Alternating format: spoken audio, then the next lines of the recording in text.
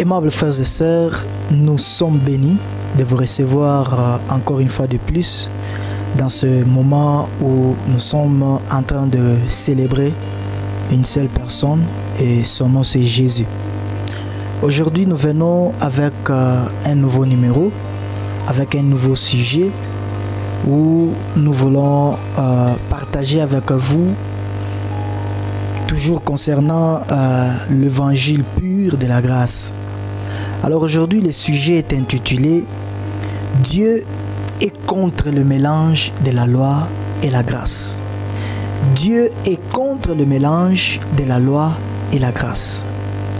Vous savez, la plupart des problèmes que nous avons aujourd'hui dans nos vies, la plupart des maladies que nous contractons aujourd'hui dans nos vies, la plupart des problèmes, si je peux généraliser, toutes ces choses nous proviennent de la condamnation. L'apôtre Paul dit quelque chose qui est si sensible dans le livre de 2 Corinthiens chapitre 3 à partir du verset 7. Je paraphrase. Si le ministère de la mort gravé sur des pierres était glorieux, à plus forte raison le ministère de l'esprit. Il rajoute encore au verset, je crois, 9 ou 8, il dit, si le ministère de la condamnation, vous savez, la seule chose qui est ministère de mort et de condamnation, c'est la loi gravée sur des pierres. Comme je le disais aujourd'hui, nous sommes en train de parler de ce que Dieu n'est pas pour le mélange de la loi et de la grâce. Je ferme cette petite parenthèse où j'étais en train de donner les passages de Paul dans son deuxième épître de Corinthiens, chapitre 3. Je voulais revenir sur ce que nous sommes censés voir ici, parce que cette parenthèse nous sera capitale ici devant en évoluant. Dieu n'est pas pour le mélange de la loi et de la grâce. Et quand je parle de la loi, je fais référence à ce que Dieu a appelé les 10 commandements. Ce n'est pas moi qui appelle que la loi est le ministère de la mort, tout comme le ministère de la condamnation. C'est Paul, notre apôtre à nous tous, c'est lui qui nous a écrit la moitié du Nouveau Testament. Il dit que le ministère de la mort et de la condamnation, c'est les 10 commandements. Parfois, quand on parle plus de la loi et de la grâce, la plupart des gens ont tendance à penser que nous mettons à côté ce que Dieu n'a pas mis à côté. Ce n'est pas moi qui ai mis à côté la loi, c'est Dieu, lui seul qui a mis à côté la loi. Alors, aimables frères et sœurs, nous voulons voir ensemble avec vous comment Dieu n'est pas pour le mélange de la loi et de la grâce. J'ai déjà eu à entendre des gens dire, et la plupart d'entre eux étaient des serviteurs de Dieu, bien sûr, qui ont eu à dire, si Dieu a donné la loi, il a donné aussi la grâce, nous devons le mélanger, équilibrer. 50% loi et 50% grâce. Quand je parle, je reviens encore, quand je parle de la loi, je fais référence aux 10 commandements. Tu ne tueras pas, tu ne feras pas ceci, tu ne feras pas cela. J'espère que ce sont des choses que chacun de nous a apprises, même quand on était encore païen. On nous a appris cela quand on était petit, à l'école, à l'écodime. On nous a tellement appris cela. Ce qui n'est pas mauvais. Mais Dieu n'est pas pour qu'on mélange la loi et la grâce. Il n'est pas du tout pour. Comme je le disais, la plupart des problèmes qui nous arrivent dans la vie, ces problèmes émanent de la loi. Parce que la loi est le ministère de la condamnation. Les gens sont condamnés. Il y a d'autres qui pensent que si sa vie n'évolue pas, c'est à cause de ses propres erreurs. C'est même cela la condamnation, l'autocondamnation. Quelqu'un qui peut se dire, je mérite cette maladie parce que c'est moi-même qui ai fait ceci ou cela. C'est moi-même qui ai allé à l'encontre de la loi. Quelqu'un peut croire que je ne mérite pas ce mariage, je ne mérite pas la vie chrétienne, je ne mérite pas être aimé de Dieu parce que c'est moi-même qui suis méchant. C'est moi-même qui n'ai pas arrivé à obéir Dieu. Cela est une autocondamnation. Dieu ne peut pas être pour que vous soyez désavantagé, malade, échoué, ainsi de suite. C'est pas cela la volonté de Dieu pour vous. Étant donné que son Fils a déjà payé les prix pour vous. Vous n'avez aucun droit de vous autocondamner. Alors, aimables frères et sœurs, nous voulons voir en quoi est-ce que Dieu n'est pas pour le mélange de la loi et de la grâce. Quand je parle de la loi, je fais référence aux 10 commandements et aussi je fais référence à l'ancienne alliance. Quand on parle de l'ancien, c'est parce qu'il y a une nouvelle alliance. Quand on parle du Nouveau Testament ou de la nouvelle alliance, c'est parce qu'il y a une ancienne alliance. Alors aujourd'hui, nous voulons voir comment Dieu n'est pas pour le mélange de la loi et de la grâce. Dieu n'est pas pour. Et lui-même, il a qualifié cela ministère de la mort et de la condamnation. Et quand je parle de la grâce, je fais référence à une personne. Parce que la Bible nous dit dans le livre de Jean, chapitre 1, le verset 17, je paraphrase. Si le ministère la loi a été donnée par Moïse, la grâce et la vérité sont venues par Jésus. La grâce n'est pas une doctrine. La grâce n'est pas même un message. La grâce est une personne. Qui parle de la grâce, parle de la personne et de son œuvre achevée à la croix, Jésus-Christ. La Bible dit que la loi a été donnée par Moïse, la grâce et la vérité sont venues par Jésus. C'est une chose de recevoir la loi, mais c'en est une autre de venir avec la grâce et la vérité. Ici, je voulais ouvrir une parenthèse. La Bible dit que la grâce et la vérité sont venues avec Jésus. La Bible ne dit pas que la loi et la vérité ont été données à Moïse. C'est-à-dire, la loi n'est pas la vérité, mais la vérité est attachée et collée à la grâce. Celui qui parle de la loi, qui demande aux gens d'être trop centralisés ou centrés sur la loi, il ne prêche pas la vérité. Par contre, celui qui parle de la grâce prêche la vérité. Jésus a dit, vous connaîtrez la vérité et la vérité vous affranchira. Cette vérité, c'est la grâce. Et cette vérité, c'est la personne de Jésus-Christ. Plus vous écoutez tout ce que Jésus est pour vous, ce qu'il a accompli en mourant à la croix pour vous, en ressuscitant avec vous, en montant avec vous au ciel et en revenant sur la terre, quand vous écoutez toutes ces choses, vous écoutez la grâce et vous écoutez la vérité. C'est cela la vérité. Alors, je suis en train de parler de la loi et de la grâce, de ce que Dieu n'est pas pour le mélange. Jésus a dit dans le livre de Matthieu, il dit, vous ne pouvez pas mettre du vin nouveau dans de vieilles outres. Vous allez perdre et les vieilles outres et le vin nouveau. Pourquoi? Parce que quand le vin nouveau fermente, à cause de la fragilité des vases, les vases vont se casser. Et vous allez perdre et les vases, et vous allez perdre et le vin. J'aime bien, Jésus a spécifié, il dit, vin nouveau. Vous ne pouvez pas mettre le vin nouveau dans de vieilles outres. À quoi Jésus-Christ était-il en train de faire référence? C'est la loi qui est l'ancienne ou c'est la loi qui représente le vieilles outres. Et c'est la grâce qui représente le vin nouveau. Il dit, vous ne pouvez pas mélanger la grâce et la loi.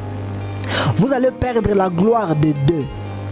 La Bible dit dans le livre de 1 Corinthiens, plutôt 2 Corinthiens chapitre 3, comme je l'ai paraphrasé, la Bible dit que la loi a été, si le ministère de la condamnation, voilà j'y arrive, a été glorieux, c'est-à-dire dans la loi il y a la gloire. Vous ne pouvez pas dire que quand on prêche la loi, il n'y a pas la gloire. Il y a une gloire. Mais cette gloire n'est pas une gloire capable de sauver. Ce n'est pas une gloire capable de transformer éternellement. Et ce n'est pas aussi une gloire qui est supérieure à la gloire de la grâce. Il a dit, à plus forte raison, le ministère de l'Esprit sera plus glorieux que le ministère de la mort. Le ministère de l'Esprit, c'est la grâce. Le ministère de l'Esprit, c'est la grâce. Dieu est contre contre le mélange de la loi et de la grâce. Parce que quand vous mélangez la loi et la grâce, vous perdez la gloire de Dieu. Dieu veut que vous puissiez bénéficier dans votre vie soit la gloire de la loi seule et ainsi aussi la gloire de la grâce seule. Soit vous êtes sous la loi tout comme sous la grâce. Vous ne pouvez pas être sous les deux alliances au même moment. Vous perdrez la gloire de deux. Voilà pourquoi il y a des gens qui sont tellement malades.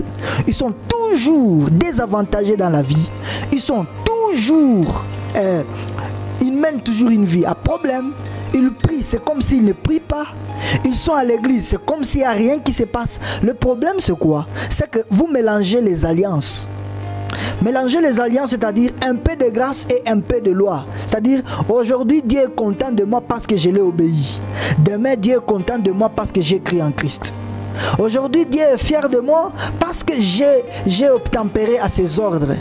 Demain, Dieu est content de moi parce que je me suis caché dans ce que Christ a fait. Ou je me suis présenté à lui grâce à ce que Christ a fait. C'est ça le mélange de la loi et de la grâce. Aujourd'hui, vous pensez que vous méritez le bien de Dieu, vous méritez la faveur de Dieu, vous méritez les bénédictions de Dieu parce que vous avez obéi, vous avez fait quelque chose, parce que vous vous êtes sacrifié, parce que vous avez prié, parce que vous vous êtes donné une discipline. Et demain, vous recevez ces choses parce que Jésus-Christ est tout celui qui vous a donné l'accès. Jésus-Christ, je crois que parce que Jésus est mort à la croix, je suis béni, je suis sauvé. Je crois que parce que Jésus est mort, je n'ai rien à faire. Tout ce qu'il a fait me suffit. C'est ça le mélange de la loi et de la grâce. Aujourd'hui, vous vous pointez auprès de Dieu comme quelqu'un qui est fier d'être dans la présence de Dieu parce que vous avez obéi quelque part, vous avez fait quelque chose de bien. Je ne suis pas contre l'obéissance. Il y a une obéissance qui surpasse notre obéissance, c'est celle que Jésus-Christ a obéi pour nous. J'aimerais que vous puissiez ne pas me comprendre autrement. L'objectif de la grâce, c'est de vous pointer sur l'œuvre de Jésus-Christ. Vous pointer sur la valeur de ce que Jésus-Christ a réalisé pour vous. Pas sur ce que vous devez obéir ou sur ce que vous devez faire. Cela ne veut pas dire que vous ne devez pas, d'une manière ou d'une autre, dans votre vie, suivre les voies de Dieu. C'est important. Mais vous devez suivre les voies de Dieu en vous basant sur le sacrifice le plus puissant qui est le sacrifice de Jésus. Vous pointez auprès de Dieu en entrant dans ce que Christ a fait pour vous. C'est ce qui est capital et c'est ce qui vous présente devant Dieu d'une manière gracieuse. Alors, comme je le disais, le mélange de la loi et de la grâce, Dieu n'est pas pour. Vous pouvez mener votre vie chrétienne, vous ne vivez pas la gloire de Dieu parce que vous mélangez les deux alliances. Vous perdez la gloire de deux alliances, c'est lorsque vous les mettez ensemble. Jésus a dit, je ne suis pas venu pour abolir la loi, mais pour l'accomplir. C'est-à-dire, il n'est pas venu pour la mettre de côté, mais c'est pour l'accomplir pour toi, afin que tu l'obéisses en lui. Pas par toi-même, mais en lui. J'aimerais que vous puissiez bien comprendre ces faits, parce que c'est tellement important. Je vais prendre un exemple dans la Bible, un exemple si capital, que Jésus-Christ lui-même a donné. Dans le livre d'Apocalypse, je crois dans Apocalypse 14 ou 15, il dit, parce que tu n'es ni chaud ni froid, je te vomirai. Parce que tu n'es ni chaud ni froid, je vais te vomir. Je crois que ce passage est en train de passer. C'est ce passage ici que vous venez de voir.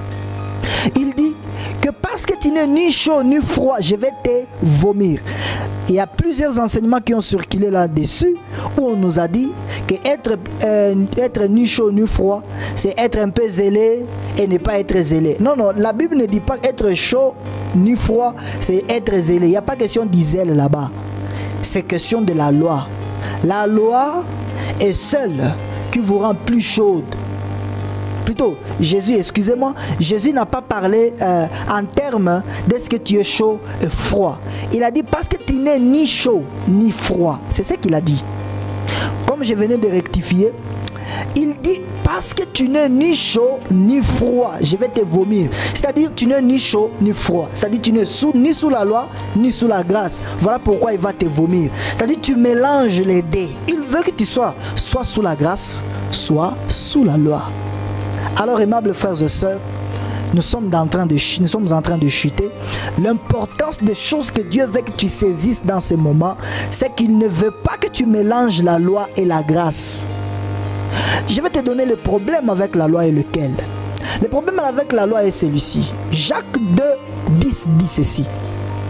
Si tu obéis à 9 lois, mais tu tombes en une seule loi, ou tu n'arrives pas à obéir une seule loi, l'unique désobéissance ou l'unique loi que tu n'as pas obéi pèse que le 9 que tu as obéi. C'est-à-dire, je n'ai pas triché, je n'ai pas commis l'impudicité, je n'ai pas volé, je n'ai pas été adultère, je n'ai pas calomnié, je n'ai pas fait ceci ou cela. Mais quand même, j'ai mangé en excès, j'ai mangé par excès. C'est aussi un péché. C'est-à-dire, tout le bien que je viens de faire ne pèse pas que le mal que je viens de faire. C'est ça l'exigence de la loi. Tu ne peux pas dire que tu as obéi à la loi. Il n'y a pas de balance avec la loi. Non, j'ai fait beaucoup de bien pèse que le mal. Non, le mal dans la balance de la loi pèse que la loi. Le mal pèse que le bien. Mais quant à ce qui concerne la grâce, ce n'est pas du tout le cas. Car à ce qui concerne la grâce, un seul bien pèse plus que le mal. Et ce bien, c'est ce que Jésus-Christ a réalisé pour toi. Ça pèse que tes mal. Ça pèse que tes défauts. Ça pèse que tes péchés. Ça pèse que tout. Ta foi en ce que Jésus-Christ a fait pèse. C'est ça le problème avec la grâce et la loi. Alors tu ne peux pas croire que tu es juste ou tu es aimé de Dieu. Tu mérites les bénédictions de Dieu. Parce que toi, tu as fait quelque chose de bien. Ça doit être sous la grâce, ça doit être par ta foi en ce que Jésus-Christ a fait. Point barre. Rien de ce que tu fais, mais tout ce qui compte, c'est ce que Christ, c'est ta foi en ce que Christ a fait pour toi. C'est ça le problème ou l'avantage avec la grâce. Je voulais conclure. Je vais étudier avec toi des églises dans le livre des Galates et dans le livre des Corinthiens. Les deux églises sont l'église des Galates et l'église de Corinthe. Dans l'église des Galates, où Paul a été tellement haut, et non seulement qu'il était haut, il était aussi fâché, il dit ceci, dans Galates chapitre 3. Je vais d'abord commencer par le verset 1. La Bible dit ce qui suit. Ô Galates dépourvus de sens, qui vous a fasciné, vous osiez de qui Jésus-Christ a été peint comme crucifié. Le verset 2 dit ceci. Voici seulement ce que je veux apprendre de vous. Est-ce par les œuvres de la loi que vous avez été reçus, que vous avez reçu l'Esprit, ou par la prédication de la foi? Le verset 3 dit ceci. Êtes-vous tellement dépourvus de sens? Après avoir commencé par l'Esprit, voulez-vous maintenant finir par la chair? Après avoir commencé par l'Esprit, c'est croire en la grâce. Parce que le ministère de l'Esprit, c'est la grâce. Il dit, vous qui avez commencé par l'Esprit, voulez-vous finir par la chair? Quant à ce qui concerne la chair, c'est la loi. Parce que la loi ne s'applique que sur ta chair. La loi n'a de rigueur que sur ta chair. C'est ça le problème avec la loi. Alors il dit, vous qui avez commencé par l'Esprit, c'est-à-dire par la grâce, vous avez cru par la grâce, vous êtes enfant de Dieu par la grâce, Dieu a opéré des miracles au milieu de vous par l'Esprit de la grâce, Dieu vous a donné des bénédictions par la grâce, mais vous voulez terminer par la loi. Vous voulez penser que vous devez faire quelque chose afin de mériter tous ces biens. Vous devez faire quelque chose afin de vous maintenir dans la grâce. Mais l'unique chose que vous devez faire, ça devrait être la foi en ce que Jésus-Christ a fait. Est-ce que vous comprenez? Paul était tellement rigoureux avec l'église des Galates. Observez bien, étudiez le livre des Galates, vous comprendrez. Au chapitre 1, l'apôtre Paul dit, même s'il y avait un ange qui pouvait descendre pour vous dire le contraire de la grâce, que je vous ai enseigné, que cet ange soit maudit. Ne l'écoutez pas. C'était un grand problème qui était avec l'église des Galates, c'était quoi? Il y a eu des juifs qui ont cru au Seigneur, par la grâce, bien sûr, mais après, ils ont voulu diriger les gens dans la loi. C'est-à-dire que les gens mélangent, qui est quand même équilibre. Nous avons cru par la grâce, mais nous ne pouvons pas grandir dans la vie spirituel par la loi, plutôt par la grâce seule, nous devons mélanger. C'est comme ça qu'il y a des chrétiens, qu'il y a des serviteurs de Dieu, qui ne comprennent absolument pas le problème qui existe entre le mélange de la loi et de la grâce. Ils trouvent du plaisir de mélanger les deux. Dieu est contre. Pourquoi? Parce que mélanger la grâce et la loi, ça fait perdre la gloire de Dieu sur nos vies. Ça ne donne pas la valeur, ça ne fait pas couler les bénédictions de la grâce de Dieu que Dieu nous a données. L'apôtre Paul, moi je crois bien, je suis de ceux qui croient que l'apôtre Paul est celui qui a écrit le livre des Hébreux. S'il y a d'autres qui ne croient pas, tant pis et tant mieux. Mais quant à moi, je crois que Paul est celui qui a écrit le livre, même si on ne le dit pas. Mais moi je crois. L'apôtre Paul qui a écrit le livre des Hébreux, selon moi, il dit ceci dans son 8e chapitre ou 10e chapitre. Il dit ceci: si le ministère ou si la loi était glorieuse, si l'ancienne alliance était glorieuse, si l'ancienne alliance était correcte, pourquoi donc Dieu donnerait-il une nouvelle alliance? Et s'il a donné la nouvelle alliance, c'est que la nouvelle alliance, elle est plus forte, elle est plus puissante, elle est plus importante que l'ancienne alliance de la loi. Alors frères et sœurs, Dieu, plutôt l'apôtre Paul était en colère, il était tellement rigoureux avec l'église de Corinthe. Mais regardez, observez dans cette église, il n'y avait absolument pas d'impudiques. Il n'y avait pas de gens qui étaient ivrognes, il n'y avait pas de gens qui commettaient des vols, il n'y en avait pas. C'était des gens corrects dans cette église de Galates. Jamais on a parlé qu'il y a eu un vol, une impudicité, un problème lié au caractère, lié au comportement, à la mentalité dans l'église de Galates. Mais c'est là que Paul était tellement rigoureux. Il les qualifie, il les taxe de toutes les couleurs. Il les taxe qui les rend sorcelés. Et au point où il arrive même à ce point de dire qui vous a ensorcelé. C'est-à-dire, ce n'était pas des mots durs que l'apôtre Paul a pu engager dans toutes ces lettres qu'il a adressées à plusieurs églises. Mais dans cette église de Galates, il était tellement rigoureux. Pourquoi? Le problème était que les gens de Galates mélangeaient la loi et la grâce. Pourquoi? Parce que quand vous mélangez la loi et la grâce, vous perdez la gloire du Fils de Dieu. Vous perdez dans votre vie la manifestation de la grâce de Dieu, la manifestation de l'Esprit de Dieu. Mais regardez dans l'église de Corinthe, je suis en train de terminer par cet exemple ou par cet aperçu. Regardez dans l'église de Corinthe, dans son chapitre 1, je vais lire ce passage, c'est tellement important. Dans son chapitre 1, l'apôtre Paul dit ceci. Le verset 9, il dit ceci: Dieu est fidèle, lui qui vous a appelé à la communion de son Fils, Jésus-Christ. 1 Corinthiens chapitre 1, le verset 9. Regardez le verset 7 maintenant et le verset 8. Il dit ceci: de sorte qu'il ne vous manque aucun don dans l'attente où vous êtes de la manifestation de notre Seigneur Jésus. Le verset 8. Il vous affermira aussi jusqu'à la fin, pour que vous soyez irréprochables au jour de notre Seigneur Jésus-Christ. Étudiez l'église de Corinthe. C'est dans cette église où il y avait des impudiques. Il y avait des gens qui couchaient avec, excusez-moi le terme, mais c'est ce que la Bible dit. Ils couchaient avec la femme de son père, c'est-à-dire sa marâtre. Il y avait des gens qui couchaient au temple. Il y avait des gens qui se poursuivaient en justice les uns envers les autres, mais des chrétiens.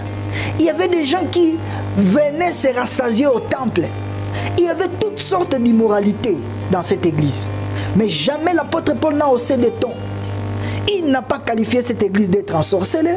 Il n'a pas été dur de langage envers cette église de Corinthe, quand bien même que c'est là qu'il y avait une mauvaise mentalité.